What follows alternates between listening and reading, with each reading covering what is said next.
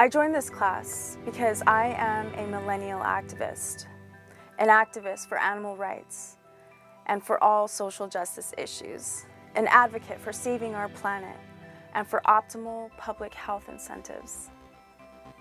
I wanted to learn how to storytell or tell stories that will most powerfully impact my audiences, hopefully towards taking action. Well, while attending the IUCN with my fellow UH Media team, my learning objective had been met.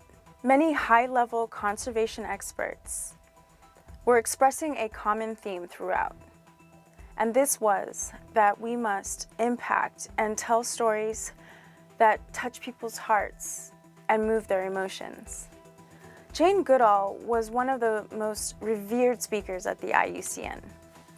She is a primatologist, a conservationist, and a human rights champion. She's most well known for her studies on wild chimpanzees dating back since the 1960s.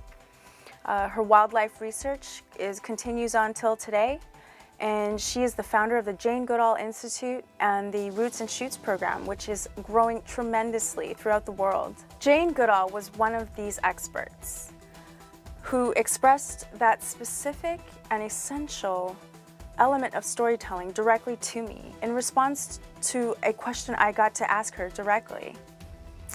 And that question was, what steps was she taking to guide people to a plant-based vegan diet based on the findings that are showing that consumption of meat is the leading driver behind all environmental devastation issues? Her response would influence my approach to advocating and activating social change forever. She uses her stuffed companion named Cow, who she takes everywhere with her and who helps her tell her stories. Please, hear what she has to say. This is why I carry Cow with me. Yes.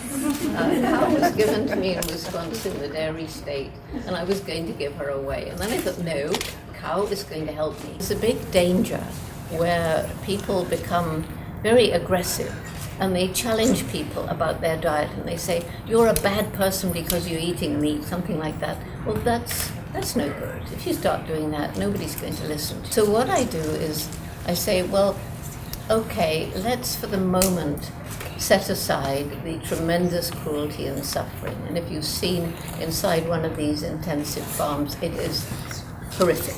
It's truly horrific. And so let's set that aside and realize that as more and more people around the world eat more and more meat, so how are you going to feed them? So you feed them by growing grain. So where are you going to grow the grain when already there's so much farmland used up to feed the growing numbers of people? So forests are cut down to grow grain or cut down to make grazing for cattle. And I've seen the forest disappearing in parts of Latin America as the cattle move further and further. I've seen it happening in Africa too. And so you are releasing CO2 into the atmosphere as you cut down these forests. There's getting less and less forests for all sorts of reasons to absorb the CO2 from the atmosphere, along with the oceans acidifying. But, okay, so you grow all this grain for the cattle, then you've got to get the cattle, the grain to the animals.